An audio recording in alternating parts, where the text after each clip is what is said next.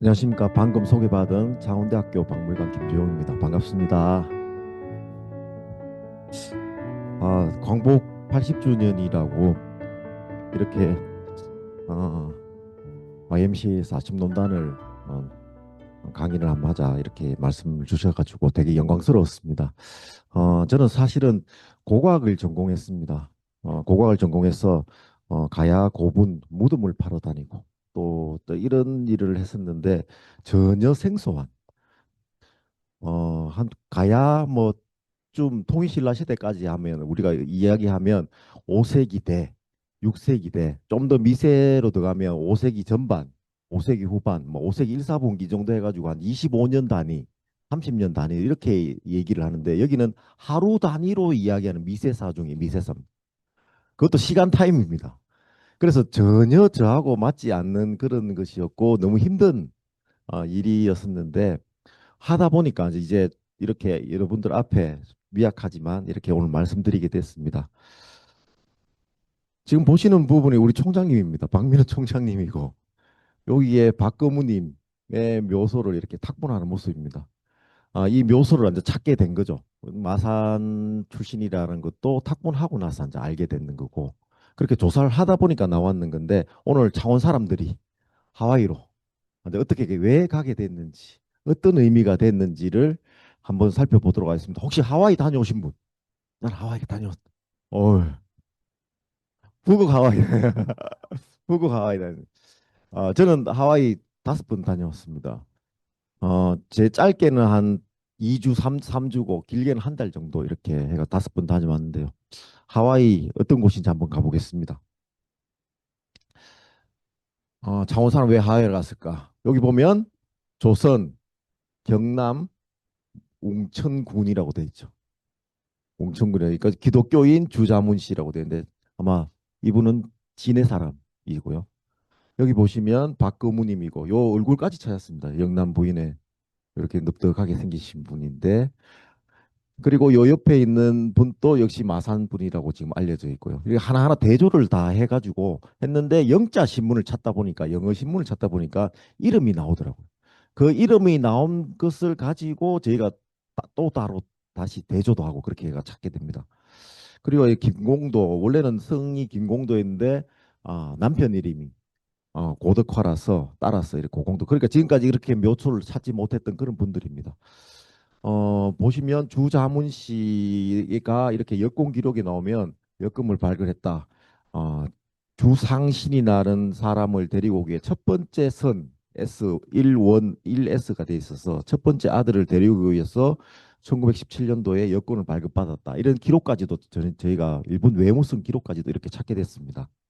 여기 보시면 가장 대표적인 하와이의 묘비입니다. 정복수 다이드. 전국 다이드 돼 있죠. 58에 돌아가셨다. 1938년도에 이렇게 돌아가셨다. 이렇게 돼 있는데 이게 시멘트 비석입니다. 시멘트 비석에 시멘트가 굳기 전에 못으로나 뼈조 한글로 이렇게 새겨놨던 거죠. 가장 인상 깊었던 거는 시멘트 비석에 딱 들어가자마자 무덤에 딱 들어가면 이끼가 탁 껴있고 여기에 글자가 이렇게 보이는 게 아닙니다. 이끼가 껴있고 퍼석퍼석하니까 시멘트 수명이 뭐그 50년에서 100년이라 본다면 38년도 거니까 딱 들어가면 만져버리면 그게 이끼를 떼면 그대로 글자가 사그러질 정도. 그래서 이쑤시개나 이런 걸로 하나하나 떼서 탁분을 하니까 이름도 이렇게 나오기도 하고 그렇습니다. 잘 남아있는 창원 사람들 중에 제가 뽑아왔는데요. 경남 창원이라 이렇게 적혀 있고 그죠? 여기 보시면 유문찬 씨는 다른 사람들은 한두 명 이렇게 가는데 얘는 가족을 전부 다 데리고 갑니다. 8명이 갑니다. 유문찬, 유문찬 첫 번째 동생, 두 번째 동생, 세 번째 동생, 네 번째도 다섯 번째 동생, 할머니, 어머니까지 다 모시고 8명이 가버립니다. 모든 그래서 한두 명이 갖는 것과 이렇게 가족들이 전체로 이렇게 다 떠나갔다는 거죠. 동네 이름이 창원 성상동이라고 돼요. 성상. 제가 생각할 때는 여기 마산에 성상동, 지금은 중성동이라고 얘기하는 그 일대일 분인 것 같은데 이 5분이 한꺼번에 갔어요. 8분. 전 가족을 모시고 간 거죠. 그러니까 어떤 의미로 갔다라는 것도 생각이 좀 들 것 같습니다. 모든 그 8명의 가족을 다 데리고 23살 청년이 결혼도 하지 않고 동생들을 다 데리고 떠나가는 거죠. 그것도 하와이에. 그 어떻게 갔을까? 왜 갔을까요? 그 상당히 의미 있는 것이고요. 그리고 그렇게 하다 보니까 제가 보니까 여기 보면 대한, 창원, 마산포라고 이렇게 정확하게 딱 적혀 있죠. 마산포라고 딱 되어 있고 여기 보면 신봉수, 진봉수라는 분은 마산포 출신이고 뭐 이렇게 이름 변기현 같은 것도 마산, 유덕조라는 분도 창원. 근데 어떻게 하다 보니까 유덕조가 있지 않습니까? 여기 보십니까? 여기 보십니까? 덕조유 유덕조가 딱 나오죠. 여기 보시면 유문찬님이 딱 나옵니다. 이 유문찬이고요. 여기 유문찬이 있는데 유덕조님이 여기 또 있는 거예요. 같이 있고.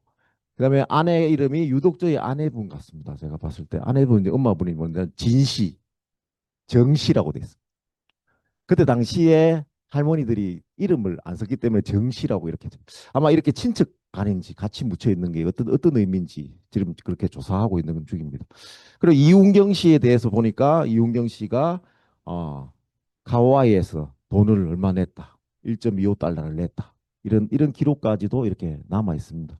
그러니까 연결고리가 묘를 한 개 찾았는데 이렇게 연결고리가 유문찬 씨를 찾으니까 8명이 한꺼번에 갔더라. 또 묘를 찾고 유독조를 찾다 보니까 전혀 다른 시기에 갔는데 같이 묻혀 있더라. 가족 관계를 알 수 있는 그런 연결고리를 찾게 됩니다. 유문찬 씨는 이원식 이렇게 냈다. 이원이라는 단어가 상당히 큰 의미인데요. 이게 1910년도에 이원 냈다면 당시에 하루 일당이 0.7달러고요. 그러니까 이원이라는 게 2달러입니다. 하루 일당 0.7달러고 한 달에 15달러가 채 안 되는 그 시기였습니다. 그래서 이틀 일당을 독립자금으로 냈다. 이런 기록이 남아 있는 거죠. 그래서 이제 이런 연결고리를 찾다가 가보니까 창원 사람들이 상당히 많이 갔더라. 얼마나 갔는지는 모르지만 창원 사람이 갔더라. 그래서 창원 사람 왜 갔을까 오늘 한번 살펴보도록 하겠습니다. 제가 하와이에 왜 가게 됐냐면 2018년도에 하와이대 교수님이 우리 학교에서 특강을 하게 됩니다. 자기는 영문학과 교수인데 너무너무 한인들의 묘비들이 다 파괴가 되고 거기에 길을 내면서 묘지 한 개가 사라지고 너무 안타깝더라. 그런데 그런 묘지들을 관리하는 사람들이 아무도 없고 그 옆에 있는 일본인들이나 이런 그런 자손들이 와가지고 항상 뭐 공사를 하면 이전해주고 한다든가 와서 꽃을 놓는다든가 이런 걸 하는데 한인들은 그런 게 없더라. 그래서 그런 걸 좀 기억하고 싶고 기록하고 싶은데 자기가 전부 다 한자로 되어 있고 한글로 되어 있고 잘 보이지 않아 가지고 좀 도와줄 방법이 없는가 이렇게 얘기하니까 그때 마침 통역을 하신 분이 우리 학교의 문경희 교수님, 국제학 윤경 교수님인데 그 교수님이 그러면 박물관 가서 물어보자. 이렇게 해서 오시게 됐고 우리 고고학이나 역사하는 사람들은 비석이 잘 안 보이면 탁본을 합니다. 라고 말씀을 드렸더니 이분이 하와이를 건너서 초청장이 오게 됐고 그래서 제가 이제 하와이를 건너가게 됐습니다. 하와이 건너갔는데 전혀 그 100년도 우리는 1500년도 광개토 대왕비도 그대로 남아있고 그죠? 그리고 요 뒤에 보면 묘소에 보면 누구 지묘라고 해가지고 500년 조선시대 묘라든가 이런 것들이 묘비가 그대로 다 남아있는데 100년도 안 된 비석이 왜 안 남아있을까? 이런 생각을 많이 했습니다. 그래서 막상 가서 딱 도착해가 딱 보니까 뭐냐면 이 광경이 제일 여기가 제일 잘 남아 있는 곳입니다 하면서 제가 딱 도착했는 곳이 힐로에 있는 알라의 묘지였습니다. 딱 들어가자마자 요 보였는 새카만 요 광경이 코리안 섹션이고 요 뒤편에 있는 여기가 재팬 섹션이고 여기 미국인 섹션인데 딱 가자마자 제가 첫 번째 딱 느꼈던 점이 뭐냐면 시멘트다. 그 생각 자체를 못했습니다. 시멘트 비석이 있다는 생각 자체를 못했습니다. 그런데 제가 이제 조사를 하다 보니까 시멘트가 그때 당시에 최첨단의 기술적인 그리고 가격도 싸고 쉽게 만들 수 있는 그런 하나의 최신 공법 중에 하나였고 또 하나는 우리나라에도 시멘트로 만들었던 묘비를 저희가 좀 찾게 됐습니다. 그때 당시에 20년에서 30년대 사이에 시멘트 묘비 그리고 제가 발굴 조사하다가 찾았던 것 중에 일제강점기 묘 중에 시멘트로 관을 해가지고 블록 관을 했던 그것도 찾게 돼서 그때 당시에 어 그리고 우리 잘 아는 미륵사지 탑이라든가 이런 것도 전부 다 시멘트로 보수했고 스쿠람도 시멘트로 보수했고 일본은 그렇게 생각했던 것 같습니다. 그때 당시에 최첨단의 그런 기술이었다고 생각할 수도 있었던 것 같습니다. 그리고 또 하나는 여기 재패니즈 묘지에 일본 묘지에 딱 보면 옷다발이 다 놓여 있습니다. 근데 한국 묘소에는 한 개도 놓여지지 않 찾아오는 사람이 없다. 이제 이걸 제가 딱 첫 번째로 깨닫게 되었습니다. 당시에 그러면 왜 가게 됐느냐? 전체적으로 보면 그때 당시에 구한말에 뭐 갑신정변인부터 외세 세력들이 혼란스러웠고요. 국내적인 문제, 대외적인 문제 이렇게 있는데 국내적인 문제로 본다면 1901년, 2년 사이에 정말로 어, 재난이라고 하죠. 가뭄하고 이런 서리가 많이 오고 해서 먹고 살기가 되게 힘들었습니다. 그리고 또 하나는 하와이 입장 어떤 거냐면 전 세계적으로 설탕 사업이 활발하면서 하와이 농장이 들었으면서 설탕 농장이 들었으면서 1970년대, 80년대 점점 사람들이 모여 중국인이 들어가고요. 그 다음에 1990년, 1890년대 이후에는 누가 들어가면 일본인들이 들어갑니다. 그래서 일본인들이 1900년대 초반이 되면 그 70%를 차지하게 됩니다. 그렇게 돼서 어떻게 되면 데모를 하기 시작했고 자기들이 좀 더 위상이 높아졌다고 생각하고 일본이 앉아 메이지 유신을 하면서 나라의 국가의 위상이 높아졌다고 생각하면서 거기에 있는 하와이 사람들도 우리 위상도 높아졌다는 생각도 좀 플러스가 되고요. 그리고 노동쟁의를 많이 하기 시작합니다. 그래서 하와이 농장주들이 대체제를 찾기 시작한 거죠. 그 보니까 조그마하나의 조선해가 일본보다 힘도 세다는 조선인들이 있다는데 이렇게 되면서 알렌 공사가 고종을 아련하면서부터 그게 1902년도 12월 달에 처음으로 122명이 하와이로 떠나가게 되는 그런 일들이 생기게 되는 겁니다. 그래서 국내적 요인은 먹고 살기가 힘들고 외세의 침략으로 너무 힘든 시기였고 그리고 하와이 입장에서는 일본인을 대체제를 찾기 시작했는데 거기가 일 잘하고 똘망똘망한 조선인을 찾게 됐다. 자, 이렇게 연결고리가 됩니다.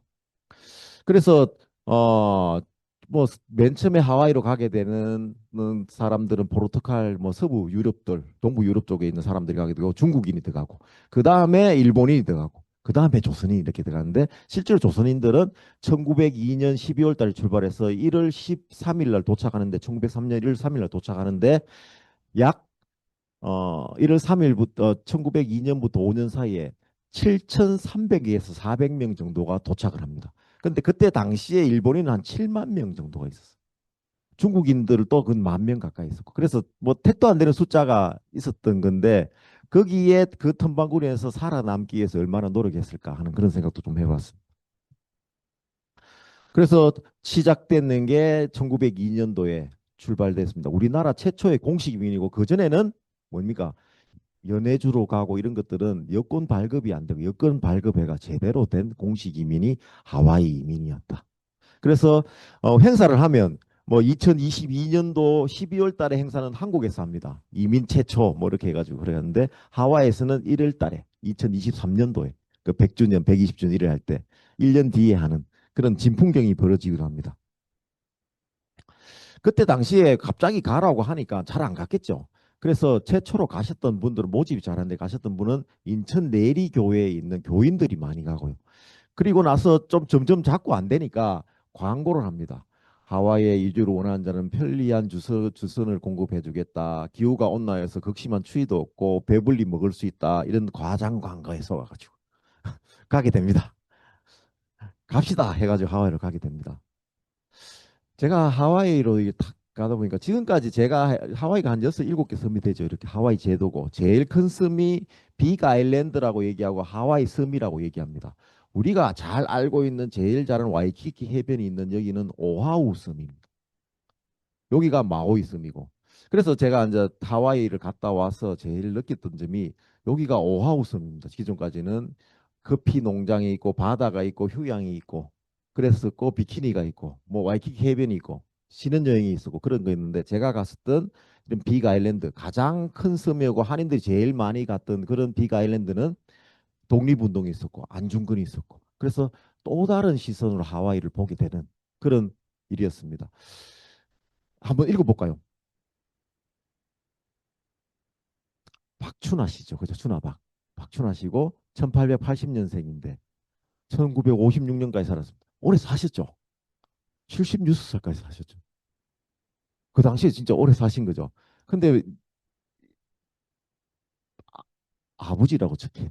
이게 아부지 비석으로 상당히 유명합니다. 하와이 아까 알라의 묘지 딱 가면 거기 비석에 아부지가 딱 적혀 있습니다. 제가 처음 딱 가서 아까 그 광경보다 바닥에 딱 묻혀 있는 와비로 딱 적혀 있는 바닥에 묻혀 있는 이게 아부지라고 적혀 있는데 박춘하 씨는 1904년도에 하와이로 가게 됩니다. 인천 영종도 출신입니다. 물론 독립자금도 내고 막 그랬는데 지금까지 왜 이렇게 방치가 됐냐면 똑같습니다.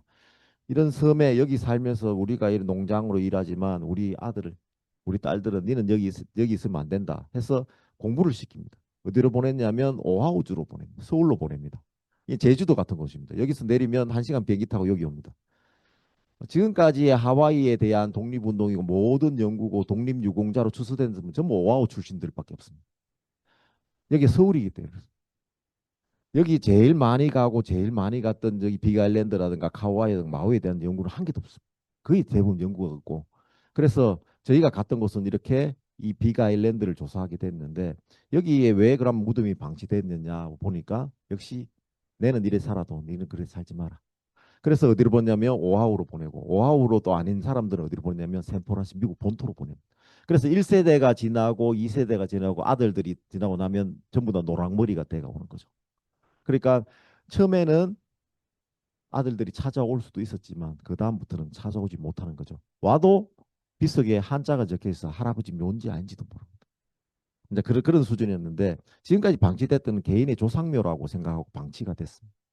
방치가 됐는데 제가 이걸 조사를 하다 보니까 우리 고각하는 사람들이나 역사하는 사람들은 빗석이 발견되면 제일 먼저 하는 일이 뭐냐면 조선왕조실록이라든가 읍지라든가 그런 빗석하고 대조를 합니다. 비석에 적힌 글자에 사람이 직책이 있다면 그 직책하고 조선왕조실록이 혹시 나오는가? 그러면 대체적으로 큰 무덤들을 양반들이 했기 때문에 뭐가 나왔냐면 뭐 선무공신이라든가 이런 게 조선왕조실록에 실려 있거든. 그런 걸 대조를 하게 되는데 야 하와이에는 뭐 없더나? 그렇게 찾게 된 거예요. 그래서 만약에 전공자였으면 그런 게 있을 것 알았는데 전 전혀 문외한이라서 그걸 몰랐는데 뭐가 있었냐면 하와이에 1903년도에 1월 달에 도착했던 선박 명부 5년까지 선박 명부가 7,400여 명의 선박 명부가 남아있어. 완전 꼬불랑 그릇으로 남아있어. 그게 남아있는데 그 선박 명부를 찾아가지고 대조를 하지. 대조를 하게 됐는데 그게 뭐가 나면 한 2달 정도 대조를 혹시나 싶어서 했는데 설마 생각도 안 했습니다. 2달 정도 대조를 했더니 뭐가 나왔냐면 한 분이 나오기 시작. 한 명을 찾고 나니까 야 있다. 고향이 나오고 이름이 똑같고 하니까 한 분이 나오기 시작. 그때부터는 하니까 첫 해에 155명 조사했는 것 중에 110명이 나오는 겁니다. 야, 이러면 전부 다 있다. 그리고 나서 그 다음에 또 뭐가 있냐면 혹시 다른 기록이 없나 했는데 1909년도에 이토 히로부미를 척결한 안중근 의사에게 기부금을 낸 명단이 1700명 명단이 남아있다. 그 의연금 총결산 공고서라는 거기에 1700명 명단이 남아있는데 그 명단을 전부 다 엑셀로 다시 치겠어요. 그걸 딱 해서 그걸 조사를 딱 하니까 50명이 155명이 50명이 안중근 의사에게 1909년도에 돈을 낸 성금 기록이 남아 있는 거야. 야, 이 아버지가 처음에는 개인의 아버지였는데 야, 우리가 기억해야 될 아버지다. 근데 이렇게 해서 패러다임이 완전히 바뀌어 버렸어. 그때부터 조사하기 시작했고 그때부터 언론을 타기 시작했고 그때부터 학교 측에서 관심을 가지기 시작했고 그때부터 저도 메모리 되기 시작했습니다. 최초로 무덤하고 역사 기록하고 제가 매칭을 시켰습니다. 이때 박수가 안 나와잖아요. 그 우리 학교의 모 교수님이 그 얘기를 제가 그걸 하고 언론도 타고 학회에 발표를 하니까 그게 야 이거 고고학자가 갔기 때문에 해결된 일이다. 지금까지는 이 민사하는 사람들이도 그리고 겉보기로 이렇게 보고 했었던 그런 것들인데 그걸 하나하나 조사했기 때문에 그렇다. 그게 하나의 신의 한 수였다. 제 자랑을 한번 했습니다. 그런데 첫날 지내고 대학교 때 제가 탁본도 하고 글자를 읽어달라 해서 글자를 하고 있는데 둘째 날에 제가 뭘 기적 같은 일이 있었는데 한인 3세를 만났어. 현장에서 오신 겁니다. 남편분이고 이게 리알입니다. 누가 보더라도 60대 할머니라고 하면 이상하고 중년의 여성이 노랑머리에 백인 여성이 오셨는데 자기가 리알이라고 하는. 그래서 한인 3세고 우리 할머니가 사진 신부로 왔다. 이렇게 하고 할머니가 돌아가실 때 이 비석에 가서 여기 무덤에 가서 인사를 꼭 드려라. 고마운 분이다. 그런데 자기가 이 분 묘가 맞는지 아닌지 모르고 맨날 찾아왔다. 그래서 너무 맨 처음에 만났던 이 비석에 이렇게 적혀 있어. 읽을 수가 없어. 요게 탁본한 겁니다. 보이십니까? 이걸 이제 퍼석퍼석하다고 그랬죠. 그래서 이제 이쑤시개하고 칼로 거의 하나하나 다 뜯고 탁본을 하는데 이명우님. 그래서 할머니가 할아버지 이름이 이명우 씨가 맞다니까 맞다는 거예요. 그때부터 이 분이 이제 울기 시작하는 거예요. 할머니가 사진 신부였는데 부산서 이민을 왔고 사진 신부로 왔는데 첫 번째 도착하자마자 결혼을 딱 하려고 딱 했는데 남편분이 손가락이 하나 없다고 소ವಾಗ 맞고 부두에 앉아서 울고 있는데 이 이명훈 할아버지가 와 우노 이렇게 해서 그러면 내하고 같이 살자 이렇게 해서 같이 살게 됐대요. 그 나이가 많았고 하지만 너무 좋은 분이고 이 할머니 자기는 리아리는 할머니에 대한 기억은 영어를 잘 못해가지고 기억은 잘 없는데 할머니가 해주는 음식이 기억나고 할머니가 불러준 노래가 기억이 난다. 그렇게 얘기를 하면서 이 할머니가 할아버지가 나이가 많아서 일찍 돌아가시면서 제처할 곳까지 알아봐주고 고마운 분이다. 할머니가 돌아가시면서 여기 꼭 가봐라. 이 고마운 분이고 항상 인사드려라 해서 왔는데 그래서 요비석인지 조비석인지를 잘 모르는데 할머니 알려줘서 여기 와서 했는데 자기가 잘 찾아왔다고 막 울기 시작하는 거예요. 평생을 찾아 여기가 맞는지 아닌지는 몰랐고 한자도 전혀 몰랐고 뒷면에 앉아 읽어보니까 자기 아버지 이름 나오고 고모 이름이 나오기 시작한 거예요. 그리고 경주이시, 월성이시라고 적혀 있어서 본관이 경주라고 돼 있죠. 그리고 경주이시라고 왕족입니다. 그래가지고 포항 사람이다. 할아버지 할머니가 대단하신 분이고 하니까 그래서 이분이 평생 와도 이런 걸 잊지 못했다. 제가 이제 그 생각이 좀 들었습니다. 우리 가을에 추석 때 성묘하러 가면 묘상석에 한자 적혀 있고 하면 잘 못 읽지 않습니까? 똑같았던 것 같아요. 미국 이렇게 할머니가 와서 영어만 쓰던 분이 그다 더군다나 시멘트 비석에 글자가 안 보이는데 그리고 한자가 보이더라도 이게 맞는지 아닌지 모를 정도에 여기에 와서 자기가 할아버지 묘소를 알려줘서 너무 고맙다.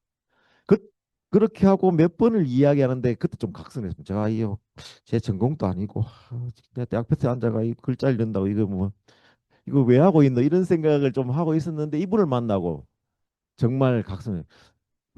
하와이 왔는데 와이키키 해변도 한 건너려야 되는데 그 생각도 많이 했는데 제가 한 번도 안 가고 그렇게 조사를 하게 됐습니다. 아, 대체적으로 저렇게 남아있는 비석도 있지만 이렇게 깨진 비석도 많이 있습니다.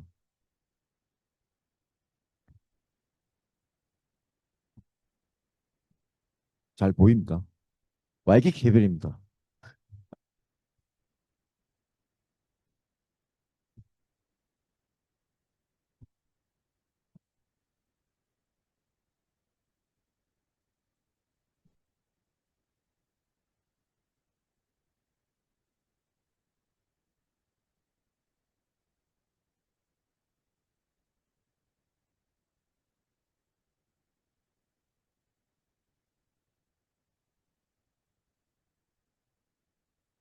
이거 전부 다 하나하나 글자 있는 부분만 찾았습니다.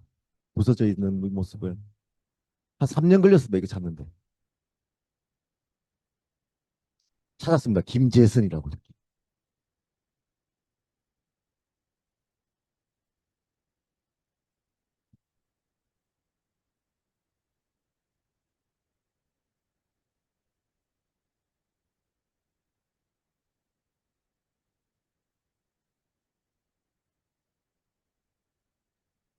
그래도 이렇게만 나온 게 아니고 뭐 얼마 냈다 얼마 냈다 소대장이 있고요.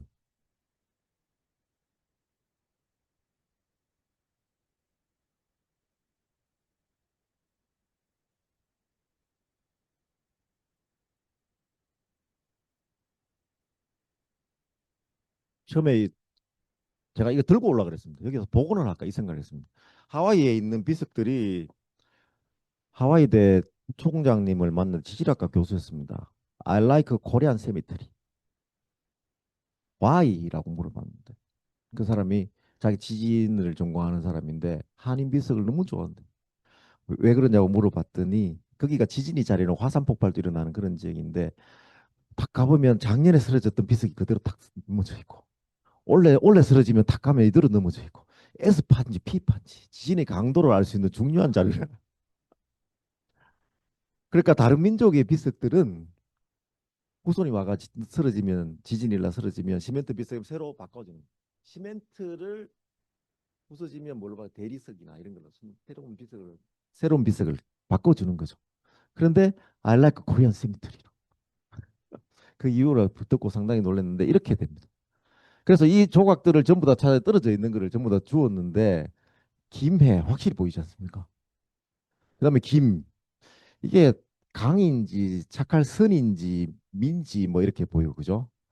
여기가 공이 있죠. 공이 있고, 이게 우자인지 제자인지 그 묘, 이걸 앉아 가지고 여기 있는 거를 탁본을 해가 와서 하나하나 붙여 보니까 김재선 이렇게 나오게 됐습니다. 근데 이 사람을 찾아보니까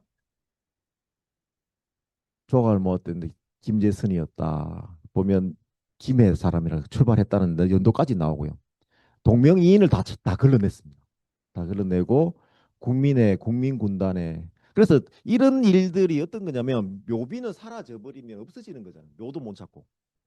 이게 이제 하나의 기록이고 기억을 해야 된다는 그런 생각을 하고 시작을 했습니다. 그렇게 또 남아 있다 하더라도 시멘트 비석이니까 잘 남아 있지가 않는 거죠. 희미하게 탁본을 해도 안 보입니다. 이렇게. 근데 이분은 항상 뭐라고 하면 대한인이라고 적혀, 대한인이라고 적혀 있고 이희봉 분묘라고 적혀 있고, 옆면인데 옆면에는 이렇게, 그리고 윗면에는, 위에는 이제 비가 오고 바람이 부니까 시멘트 기운이 다 날아가 버리겠죠. 여기는 반질반질하고, 그러면 글자가 보이고 위에는 다 날아가 버렸다는 그런 겁니다. 그래서 2월 며칠 날 돌아가셨다 뭐 이렇게 돼 있는데, 그러니까 잘 남아 있더라도 이런 상태다, 그 말씀 드리고 싶었어요. 그렇고 이봉 씨를 딱 보면 누구 이래 독립금을 얼마 냈다 했는데 1원 2원 막, 그런데 이 사람은 얼마 냈냐면 50원을 냈습니다. 50원, 50달러를 낸 거죠. 당시 기준으로 보면 1930년대는 한 20달러가, 25달러, 월급이 한 20달러 정도 되는 그런 수준인데 이때 50달러를 내버린 거죠. 제가 하면서 제일 좀 공감이 안 갔던 게, 나라가 싫어서 이민 간다는 거는 뭔가 새로운 곳에 가려고 하는데 보통 거기를 잊어버리기도 하고, 뭐 단절이라는 의미도 좀 강하기도 한데, 제가 제 월급의 두 달치 월급을 내가 낼 수가 있을까 하는 생각이 좀 들었고, 하루 일당을 10만 원 벌면 10만 원을 내가 낼 수 있을까 하는 그런 생각이 좀 많이 들었던 적이 있었습니다. 그렇다 똑같은 무덤이라고 하더라도 비석을 세워줄 수 없는, 요게 관뚜껑입니다. 실제로 보면 키가 이만큼 되니까 관뚜껑 위에 앉아 이렇게 세우는 건데, 여기에 벼가 들어와야 되는데 이 사람은 그런 거 없었습니다. 바닥에 이렇게 보시면 탁분을 해왔는 건데, 바닥에 시멘트를 이렇게 하고 평평하게 하고, 이 손자국이 다 보입니다. 그리고 글자를 쓰는 거죠. 이 글자를 써갔던 그런 묘도 있습니다. 보시면 경성 애옥에, 지금도 경성 애옥에 여기 있습니다. 서울 보이십니까? 아현동입니다. 네, 이런 분들도 계시다. 최근에 이렇게 언론이 나가다 보니까 우리 할아버지 찾아주세요가 상당히 많습니다. 그중에 대표적인 분이 이만정이라는 이런 분인데, 우리 할아버지 이만정입니다라고 이렇게 했는데, 이만정이 뭐 동명이인도 있을 수 있고 제가 기억을 못 하는데 어디서 많이 듣던 이름이다 이랬는데, 이분이 1950년대 돌아가시고 나서 그 동료들이 편지를 보내가, 이분한테 편지를 보내는, 편지에 이게 비석이 이렇게 나온 겁니다. 이 비석을 보자마자, 제가 딱 보자마자 19년도에 우리 조사했던 데인데 해가지고 찾아버렸습니다. 요 비석이 있어. 이렇게 된데 경상도 성주, 그때 당시 50년도는 이렇게 새카맣게 글자를 칠했습니다. 근데 성주분이라고 돼 있어서 이분하고 이 매칭이 되느냐라고 했는데, 성주분 맞느냐라고 찾았는데, 여기 보시면 사치동이라고, 고향이 사치동이라고 되어 있습니다. 사치동이 들어있는데, 이게 무슨 기록이 어떻게 되어 있냐면, 선박부를 보면 뭐가 차이 나면 1902년부터 1904년도 초반까지를 보면, 전반기까지는 마산부, 창원, 서울, 경성이라고 적혀 있고요. 1904년 후반에서 1905년 사이에는 뭐라고 적혀 있냐면 사치동, 뒷골, 안골, 앵지박골 이런 걸 적혀 있는 거예요. 동네를 찾을 수가 없어요. 그래서 묘비를 찾고 성주라는 걸 찾고 난 다음부터 이 기록하고 연결을 시키니까 사치동을 지명에 딱 성주의 사치동을 딱 쓰니까 사치마을이 딱 보여요. 사출이라고 부릅니다. 그러니까 이걸 연결고리를 찾게 돼서 어느 동네의 사람이다 해가지고 이걸 찾게 된 겁니다. 그래서 한 개의 그런 기록이 사치동이라는 이 사람을 해서 기록을 찾지 못했어. 우리 사치동 아무리 쳐도 나오지 않는. 그랬는데 나중에 묘비를 찾고 나서 성주 사람의 사치동이다. 그래서 성주 지역의 사치라는 지명을 전부 다 뒤지기 시작. 그걸 찾다 보니까 성주의 사치동이 지명이 나오게 되고 이 사람하고 이 사람은 같은 인물이다. 이렇게 돼서 기록을 찾게 되는 거죠. 그래서 이 이만정이라는 분이 보냈던 사진이 1950년대 초반의 사진이고요. 최근에 같은 데서 찍은 사진입니다. 요 모습, 요 모습이죠. 요 사진이 있고.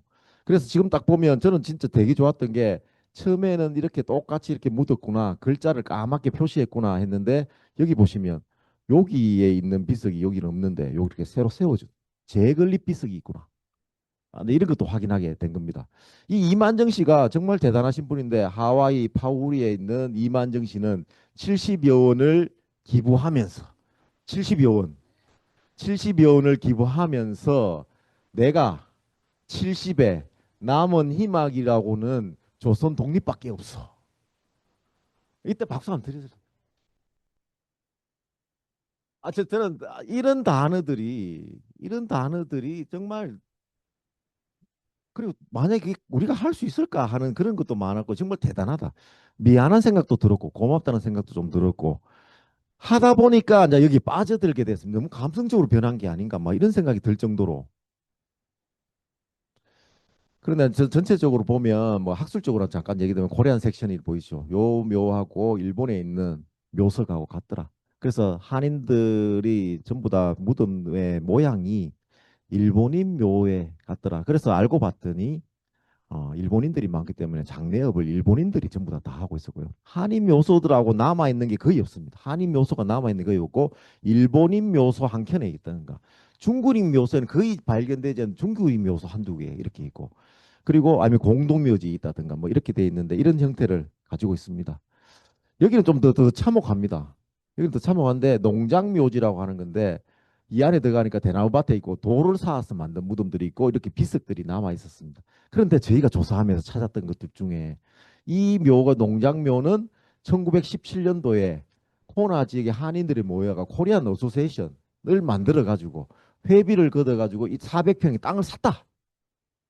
그래 한인들이 돈을 모아 땅을 샀다. 정말 반가운 일이었고 한인들만 여기 묻혀 있습니다. 아마 이름 없는 분들은 아마 이렇게 적성묘로 남겨져 있었던 것 같습니다.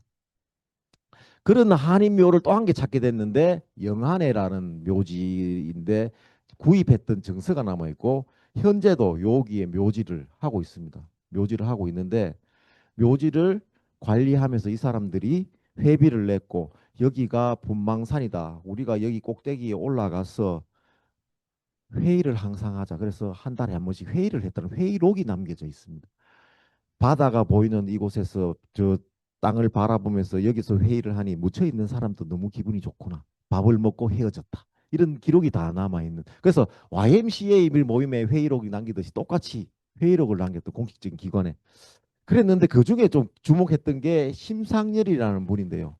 심상열이라는 분인데 이분이 정말 군인이었고 막 그런데 이 사람이 생전에 모아둔 자기 재산을 1150달러를 나는 정말 이 영안의 매장지를 보면서 너무 힘들었던 게 영안의 매장 길을 한 개 내자. 이 산골에 길도 없는 곳에 우리 무덤을 사가지고 길을 한 개 내자. 우리가 이제 나이가 다 들어서 죽어가는데 그래서 젊은이들이 들고 필리핀인들이 관을 들고 올라가다 미끄러져 관을 떨어뜨릴 뻔하고 우리들이 늙어가지고 올라가지도 못한데 제발 국가길에서 국도에서 올라가는 길을 한 개 냅시다. 그래서 이 사람이 돌아가시면서 기부금을 1150달러를 기부를 하면서 이걸 이렇게 길을 낸다고 하니까 전국에 있는 하와이에 있는 한국 교민들이 돈을 모아가 만들어서 길을 뚫었습니다. 근데 길을 뚫어서 이 길을 심상열 길이라고 명명하고 이 일화를 추구했 심상 명명하고 비석을 세웠다. 이 길이 이런 게 남아 있어서 이걸 심상열 길을 제정으로 이 길을 만들기 시작되었고 이전에 없던 길을 전부 심상열 덕택으로 이 길을 내게 되었으므로 마우이에 사시는 여러분들 사후에나 당사자나 호상원 여러분이나 이 길을 오실 때는 내왕이 편리하시고 이렇게 해가지고 심상열 길을 만들었다는 표지석을 세웠답니다. 그래서 그 길을 찾아서 갔는데 지금 완전히 산길로 돼. 이 포크레인을 팠던 불도사를 200달러를 주고 불러와서 불도사를 3일 동안 썼다. 뭐 이런 길도 있는데 불도사가 뭔지도 몰랐는데 불도자. 그게 불도사라고 적혀 있어요. 그래서 그게 오려면 몇 달이 걸려야 되고 지금 다른 일을 하기 때문에 안 돼서 하는 그런 기록이 전부 다 남아 있습니다. 그래서 저는 이제 이게 의미가 있다고 생각해서 여기는 사탕수수가 전부 이 작업을 며칠간을 했었는데 이걸 마우스로 요걸 여기를 한번 눌러주시겠어요? 마우스 때문에. 제가 예, 그걸 한번 눌렀어요. 사탕수수를 했는데요. 3m가 넘습니다. 완전히 옥수수가 굵은 거죠. 옥수수 굵은 건데 이게 막막합니다.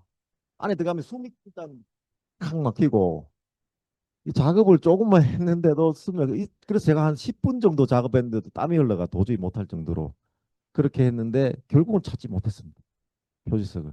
그래서 제가 생각할 때 내년에 만약에 간다면 그 표지석을 여기서 만들어 갈까 이 생각도 좀 상징성이 좀 있어야 되겠다는 생각이 들어서 그런 생각도 많았는데 지금 이렇게 길이 이렇게 불도사로 만들었던 길이 남아 있습니다. 그걸 이제 찾게 됐습니다. 제가 잠깐만요.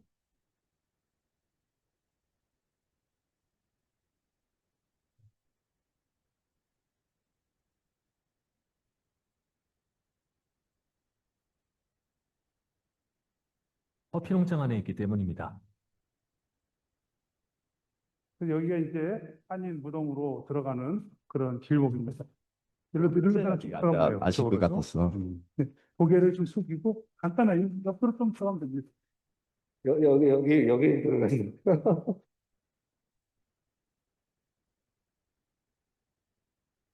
길은커녕 인적 끊긴 지도 오래돼 보이는 으슥한 숲길. 지난달에 여기서 와가지고 독서장도 이 길 끝에 창원대학교 조사팀을 기다리는 초기 한인 이주민의 아까 정복수 묘비들이 보이시죠? 있습니다.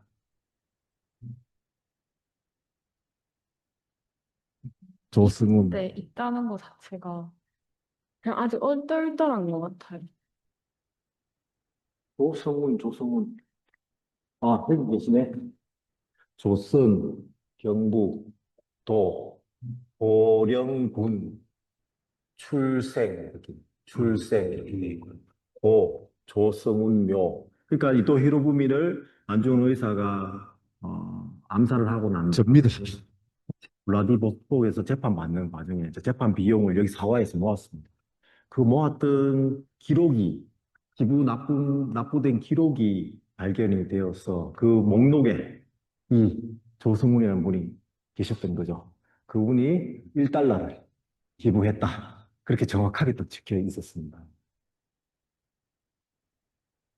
그리고 새롭게 발견한 바닥에 있던 그런 시멘트를 해놓고 완전히 손가락 딱 들어가네 이렇게. 육자도 이 엄지손가락으로 찔르는 거지. 이렇게 훅 찔르고 이렇게 쓰고 이렇게. 그냥 비석 세울 형편이 안 되는 그냥 급하게 돌아가셨는지. 이것도 묘 비서. 그게 비석인 것 같아요.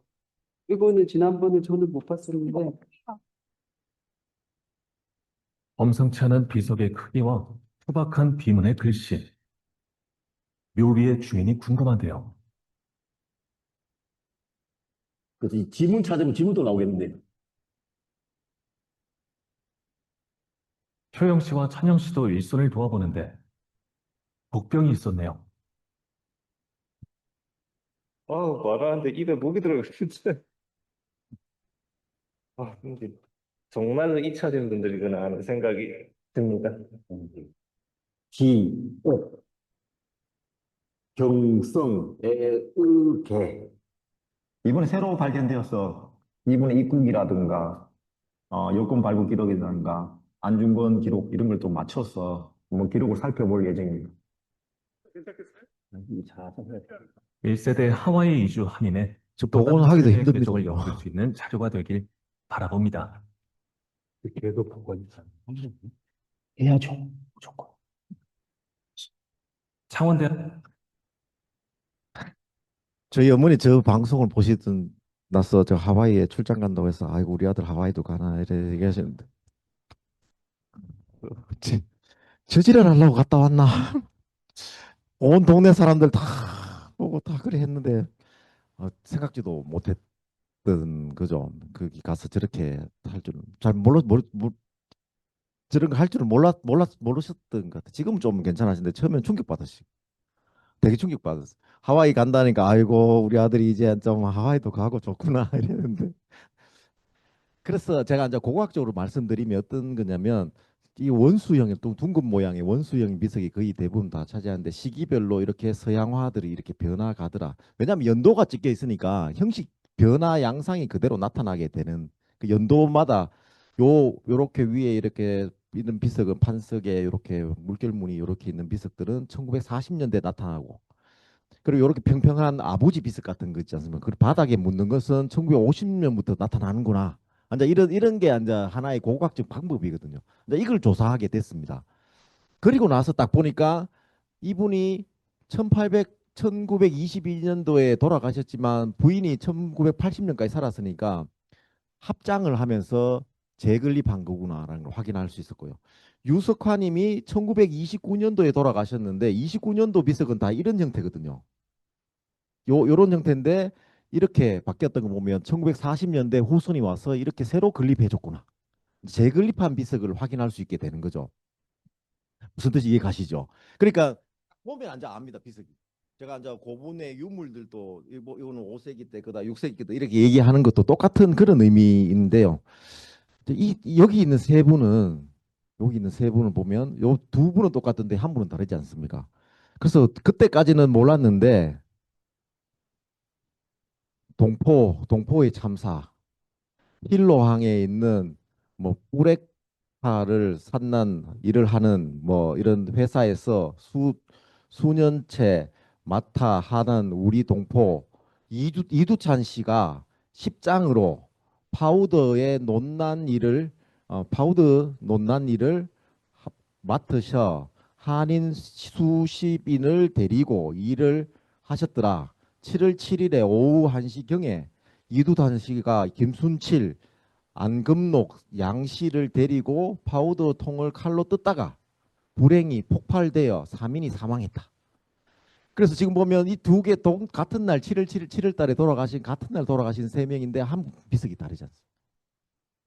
이거는 두 분은 이렇게 같은데 이분 노가다 십장은 후손이 와가지고 새로 만들어줬던 그래서 대리석으로 만들어줬던. 근데 그래서 재건립 비석 이런 얘기도 할 수 있습니다. 아이고.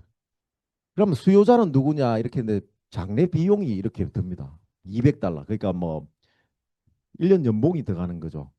장례식비 비석비가 100 뭐 장례비 600달러. 이렇게 돼서 이제 상조회를 마련하기 시작합니다. 상조회 왜 마련됐냐면 결혼을 못 했으니까 독거 노인들이 자꾸 홀로 남아서 죽기 시작. 그래서 우리가 안 되겠다. 대한 부인 구제회에서 만들고 동지에서 상조회를 만들어 가지고 이제 이렇게 그 독거 노인들을 그걸 해주기 시작하는 게 되는 거죠. 뭐 돈을 보시면 확실하게 몇 달러 정확하게 지출비까지 이렇게 해가지고 신문에 공고를 다 드립니다. 이건 넘어가고요. 제가 아까 이만정 비석을 보셨대. 이 찾기가 정말 힘듭니다. 이만정 영어 하시는 분 보이시면 이만정 사치동 보이십니까? 근데 이걸 찾아내기가 정말 어렵습니다. 완전 꼬불란 글씨 있잖아요. 그래서 그냥 이 여담인데요. 습관을 한 열댓 명이 썼는 것 같아요. 이 직원들이. 이 사람은 L자를 이렇게 쓰더라. 근데 이렇게 이제 이런 것까지 찾겠는데 근데 알고 봤더니 하와이의 이덕기 선생님이 앉아 이걸 전체적으로 번역해 가지고 나온 논문이 있습니다. 근데 그 논문도 완전 오류가 있으니까 원본을 발견해가 비교를 전부 다 합니다. 근데 그렇게 이제 이렇게 찾게 되는데 이만정 씨가 이렇게 왔다라는 선박 명부입니다. 근데 이걸 보고 이만정을 어떻게 찾아내요? 정말 이게 지금 앉아 저 보면 압니다. 지금 아는데 처음 왔을 때는 정말 제가 2달 동안 헤맸다는 이유가 이런 이유였습니다. 박동수 씨를 보면요. 하와이 이민 갈 때 아까 저런 데서 보면 선박부에 박동수 30살이 갔고 결혼을 하고 갔고 야주계 출신이다. 야주계 보니까 경희궁이었다는 걸 알 수 있고 1905년도에 갔다. 그래서 5살 차이 나간다. 이렇게 돼 있는데요. 비석에는 바닥에 있는 비석에는 1961년생이고 33년에 돌아가셨고 부인하고 20살 차이 나는 게 돼 있습니다. 근데 여권에서는 5살 차이 나게 됩니다. 그리고 이분의 가장 큰 특징은 또 뭐냐면 민국이라는 연호를 썼습니다. 민국이 뭐냐면 1919년 임시정부 수립된 연호가 1년이거든요. 민국 연호를 썼다는 거. 그래서 이제 이런 분들인데 이제 이렇게 나이 차이가 나게 된 거를 전부 다 조사를 다 했습니다. 그러니까 선박부에 있는 나이하고 비석에 있는 나이. 그러니까 아무래도 비석에 있는 나이가 더 정확하다고 볼 수 있다면 선박부 나이 보니까 많게는 나이가 원래 많았던 사람들은 나이가 15살까지 줄여오고요. 10대인 것들은 그때 평균 나이가 26살 정도 되는데 하와이 갔던 23살, 26살 정도 되는데 10대인 경우는 나이를 10살까지 올려갑니다. 그래서 이제 그거를 이제 확인해 보니까 이 사람들이 절박했다. 하와이를 가는데 절박했다. 속여서라도 가야 되겠다. 이런 생각을 했고 두 번째는 그때 당시 행정 문수가 그렇게 정확하지 않았다. 이제 이런 것도 알 수 있는 그런 겁니다.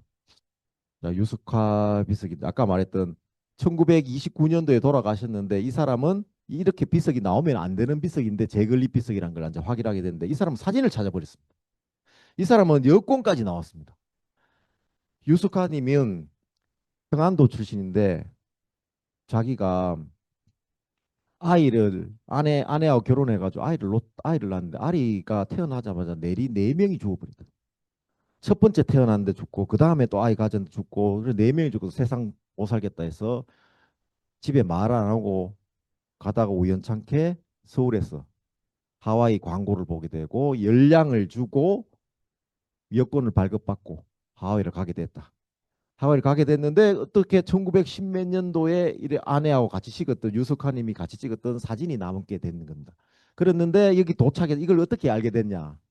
아내 성화는 남편이 행방불명되고 맨날 며칠을 찾아 헤매다가 어디서 비명 행사인 줄 알고 울고 막 그랬다. 이런 사실을 되면 아내 성화가 1910년도에 14년도에 와서 같이 하면서 거기서 낳은 딸의 증언으로 딸이 앉아 증언을 하게 된 겁니다. 증언을 했는데 우리 엄마하고 우리 아빠는 아이가 이렇게 4명이나 죽고 난 다음에 아버지가 떠났고 비명행사하고 했는데 1920년대 이제 우리 엄마 우리 아빠는 잘 살아가지고 하와이에서 주가 돼서 커피 농장을 경영을 해가지고 커피가 너무너무 잘 돼서 경영주가 됐다. 경영돼서 아내 성화가 옆 아내 유석화가 아내 성화에게 앉아 여보 우리 돈 이만큼 벌었으면 조선으로 돌아갑시다 하니까 아내 성화가 1년만 더 합시다. 그게 1920년도였고 21년도에 돈을 빌려가지고 1년만 더 했는데 그때 가뭄이 들어가지고 커피가 전부 다 망해버렸는 그 상황이었는데 29년도에 결국 조선을 못 돌아가고 여기에 묻혔다는 뭐 그런 개인 하나하나의 그런 일생을 얘기했습니다. 역시 1달러를 냈다는 안중근 의사에게 냈다는 이런 기록도 나옵니다. 이 조선인 과길성 같은 경우는 10원 이렇게 정확하게 적혀 있죠. 10달러. 1909년도에 10달러면 엄청난 거죠. 한 달 월급이 15달러인데. 그래서 찾아보니까 국민보에 뭐 전부 다 이렇게 매달 냈습니다. 돈 냈던 이런 기록이 5원, 한 달에 5원씩 이렇게 내기가 쉽지 않거든요. 이런 기록이 생활나. 국민보에 이렇게 정확하게 다 나오고 있고 얼마 냈다 이런 기록들이 전부 다 남아 있습니다. 그래서 독립금 납부의 일상화 저는 좀 강제성도 있었지 않았을까 하는 생각이 들 정도였습니다. 안 내면 한인 생활 자체를 못했지 않았을까 하는 싶을 정도로 전부 다 내. 이영구 씨 같은 경우는 좀 신금 울리는데 동지회 사람이었는데요. 이 사람이 너무 미세스 정이 병문안을 갔는데 이영구 씨가 다 돌아가셨다 돼가지고 병문안을 갔는데 이 사람이 너무 기억이 남아서 신문에 남긴다 이렇게 됐는데 미세스 정 이영구도 한족의 피를 가진 우리의 만세 자유 독립을 찾으려고 우리 청년 용사들은 꽃 같은 생명을 이사에 악정고투하고 있는데 고국에서 독립금 한 푼을 못 내고 있는 후일 죽어 지하에 간들 우리 애국 열사들의 충원을 뱃날 시었고 죽더라도 눈을 감지 못했겠다 하면서 또 이번에 있는데 누군가 와서 이 과자 사드세요 몇 달러 주는 30달러를 여기에 냈다. 이게 너무 감동스러워 기록에 남긴다. 이런 게 나면 저는 이런 사람들의 마음이 일반적인 마음이었지 않았을까 그런 생각도 좀 해봤습니다. 나는 무뚝뚝한 우리 할아버지 아버지가 싫었다. 후손을 만났는데 후손들이 들려던 얘기인데 뭐 다른 민족들의 아버지 할아버지는 너무너무 진짜 친절한데 우리 경상도 사람들하고 조선 사람들 무뚝뚝 영어도 안 되고 소통도 안 되고 어딘가 자꾸 돈을 내더래. 아빠 배고파요 하는데 자꾸 때는 물어보면 뭐라 하고 가르쳐주지도 않고 일본 수사에 들키면 안 된다고 해서 그래서 나중에 저희가 알려드렸더니 아버지 할아버지 너무 자랑스럽다. 이번에 하와이 가서 얘기를 들었는데 할머니에 대한 기억이 할머니 할아버지에 대한 기억이 뭐냐면 부부싸움 하는 것밖에 없대요. 어릴 때 부부싸움을 너무 심하게 했대. 아버지도 들려주면 할머니에 대한 부부싸움 해요. 부부 관계가 너무 나빴대. 그래서 할머니가 월급이 20달러 30달러인데 가면 반만 잡고 들고 오대. 그래서 남편이 노름하는 줄 알았대. 노름하는 줄 알고 해가 내 싸움하고 했는데 가가지고 노고다 농장에 가서 어머니가 가서 돈 좀 내한테 줘라. 다른 사람 월급이 그 정도인데 우리는 와 이렇게 월급이 작게도 내한테 저러 노름하는 줄 알고 막 그래가 맨날 싸웠대. 그거 모르시고 할머니 그것도 모르시고 돌아가시고 난 다음에 저희가 이번에 이분에 대해서 자료 조사를 해가지고 들고 갔는데요. 다른 사람은 A4 용지 해가 찾으면 조사를 찾으면 A4 용지 한 장 이 사람 석장 넘. 강석천 씨라는 분인데 석장 넘. 고맙다 했습니다. 제가 가서 정말 대단하신 분이라고. 그런 얘기를 처음 들었거든. 할머니, 할아버지 얘기 들으면 할아버지 노름꾼이라고 소문나 있었다고. 그런데 알고 봤더니 월급을. 그래서 제가 계속 하게 되는 이유가 이제 이런 이유가 아닐까 하는 생각도 좀 들었습니다. 제가 되게 미안한 감정도 생기고 직접 해보니까 그런 생각이 들고 우리 아가 배고프다고 하는데 저 초등학교 4학년이고 고등학교 2학년인데 먹을 거 달라고 하는데 제가 그렇게 할 수 있을까? 그런 생각이 되게 많이 들어서 그렇게 하다가 이제 후손들이 연락 오고 후손을 찾게 되는데 저 오늘 마산 이야기인데 마산 얘기를 해야 되는데 이제 시간이 늦고 하니까 그렇게 하다가 제가 이제 뭘 했냐면 한 지금까지 1600기를 조사하다 보니까 뭘 찾았냐면 1600 명단하고 하와이에 그러면 독립유공자로 지정된 사람들의 묘는 다 찾았나 하니까 하와이 지정 추서된 사람이 60명인데요. 묘를 찾았는 게 30기고 찾지 못하는 게 30기 정도 되더라고요. 그래서 저희가 조사한 1600 기하고 대조를 하니까 명단이 나오기 시작한 거예요.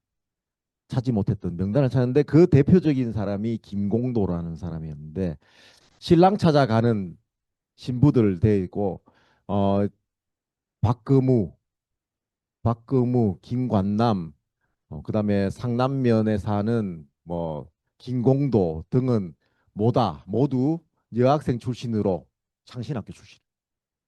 같다 이렇게 나와 있어서 이걸 이제 가지고 했는데 이 사람이 부인회를 조성했고 이제 이 묘를 찾게 된 거죠. 찾아보니까 이 사람은 1962년까지 고국 재건을 위해서 돈을 또 기부를 하고 그래서 이제 추수가 됐던 그런 분인데 남편도 추수가 됐습니다. 박근무 씨는 사진 찾았자 그랬죠. 이렇게 추수대가 있는데 지금까지 연도가 다 미상이었습니다. 미상인데 1896년도 태어나가 1972년도에 나왔다는 게. 그래 묘비를 찾으면서 이 독립유공자의 증거를 확실히 찾게 되는데 이 사람 역시 외서성산 출신이고 창신학교에 입학하여 근대교육 받았다. 그리고 뭐 1946년도에 이렇게 돈을 냈다 보면 박구무 여사 이렇게 전부 다 해방되고 나서도 신경을 썼다는 것도 알 수 있습니다. 그다음 여기 보면 영남시력 동면 아까 박구무 고공도 이런 분들인데요. 이경노라는 학자 이경노 선생이 뭐 창신학교 출신인데요. 의령 출신은 창신학교 출신인데 졸업하고 중국으로 건너가고 뭐 신의 혁명이 일어났다고 해서 뭐 중국으로 건너가서 독일 유학하게 됩니다. 유학하고 철학과 박사를 받고 돌아오는 길에 하와이를 들립니다. 하와이 들리는데 이때 이제 무슨 일이 일어났냐면 경상도 사람이 오니까 박근무하고 이런 분들이 마산 사람 아닙니까? 우리 선배가 온다. 우리 친구가 온다고 해가지고 막 환영하고 이승만에게 가서 강연하게 해서 교회하고 회관을 좀 빌려달라는데 이승만이 박사면 박사지 경사는 놈이 박사면 아는 것이 얼마나 있고 뭐 그거 네가 아나 사투리 쓰는 놈이 아나 막 이렇게 얘기해 보니까 한인 거기 부인들이 사진 신부로 갔더니 경상도 사람 되게 많거든. 그런데 이제 거기서 삐져가지고 영남 부인회를 조직해버린 거예요. 대한부인구제에서 탈퇴해가지고 영남 부인회를 조직하는 그런 일들까지 벌어지는. 그래서 이 창신학교 마산 박거무 이런 분들의 이런 이야기가 아직까지 잘 남아 있습니다. 자료를 찾다 보니까 마산의 유명한 독립운동 명도수 선생님도 하와이 박용환하고 만나다 이게 손을 잡다는 1920년 명도수 선생이 중국에 있을 때 박용만의 밀사와 만나다가 일경에 체포됐지만 뭐 증거가 없어가 6개월 만에 나왔다 이런 얘기가 나올 정도였는데 거기에 또 누가 있냐면 박용만은 중국 내 민족계 연결하고자 했고 조직 활동했는데 그때 백산 아니 백산상해까지 그렇게 연결고리가 이렇게 되더라. 그래서 이제 최근에 나왔던 것 중에 장신 기념가가 나왔는데 김하진이 지은 장신가 올시다 이렇게 돼 있고 마산포 교회 안에 있던 여학교를 창설하면서 만들었던 거다 이런 얘기까지 나오는데 지금 백년사에 보면 용마산하 영수지는 여기 보십니까? 용마산하 영수지는 이걸 지었는 그런 거죠. 여기에 이 여학생이 김하진 씨가 가게 됐다는 걸 확인하게 됐습니다. 그 정도 선생님의 이야기 보면 여기 다 살았는 거죠. 거기에 살게 있었던. 그래서 보면 김화진 씨를 찾다 보니까 북코나에서 왔는데 이 학교에 박경 씨와 결혼을 했는데 정력하여 교황이 일신하여 뭐 이렇게 부인 김화진 씨가 금년봄에 본국으로 쫓아 도항하니 부인의 학문도 뛰어나고 유일한지라 학생들이 기분 좋아하고 모두 복스러운 일이었다. 이렇게 됐는데 김화진 씨는 조절해 버렸습니다. 그런데 김하진 씨 기록을 찾다 보니까 마산포 학살에 대한 이야기가 1914년도에 마산 학살 사건이 있었습니다. 일본에 의해서 농지를 약탈하는 그런 사건이 있었는데 이게 하와이에 보도됩니다. 보도됐는데 여기에 누가 그러냐면 마산포 참상을 듣고 여기에 글을 썼던 사람이 누구냐면 김진아라고 되는데 저는 김화진이라고 보고 있습니다. 여기 보면 지금은 여자의 학문으로서 최우등 점령한 김노전 마산의 유명한 분이더라고요. 김노전이 생장하고 하와이에 건너와서 남자를 압도하여 교사로 체계된 김공도, 박금우 이런 것도 마산포다. 한번 소리 질러 꾸짖노니 잔인무도한 도적의 심술로 창자에 가득한 외노들아 이렇게 꾸짖었던 사람이 마산 출신의 창신학교 출신의 김화진이었다. 이런 걸 알 수 있습니다. 자, 마지막으로 끝나는데 마산의 여성 세계의 중심서다. 20세기 초에 세계사의 거대한 파도는 태평양의 작은 섬 하와이를 향하여 있었는데 설탕 산업의 열풍이 부는 수많은 노동자를 불렀고 제국주의에 심하던 대한제국 사람들은 새로운 삶을 맞아 파도에 몸을 실었습니다. 그 가운데 마산의 사람들, 창원의 사람들이 있었습니다. 사진 신부라 이름으로 건너갔고 단순히 남자의 아내가 되기 위해 떠난 것이 아니었고 세계 경제의 동력이었던 설탕 산업 현장에 있었고 빼앗긴 조국을 염원하는 해외 독립운동의 중심에 서 있었습니다. 한 가정의 어머니자 아내로서 삶을 꾸리는 동시에 그들은 누구보다 치열했던 독립투사였다고 생각합니다. 세계사의 중심에 섰던 마산 여성들은 앞서 살펴본 유문창 가족과 마찬가지로 고향 창원을 떠나온 수많은 이민자들의 삶을 대표하는 상징적인 존재였습니다. 그러나 그들의 위대한 삶을 증언한 마지막 기록인 묘비가 지금 부서지고 있습니다. 이렇게. 우리는 그들을 기억해야 되지 않을까. 돌구 조각이야말로 우리가 기억해야 될 그런 것이고 저도 앞으로 최선을 다해서 좀 더 열심히 하도록 하겠습니다. 이상 마치겠습니다.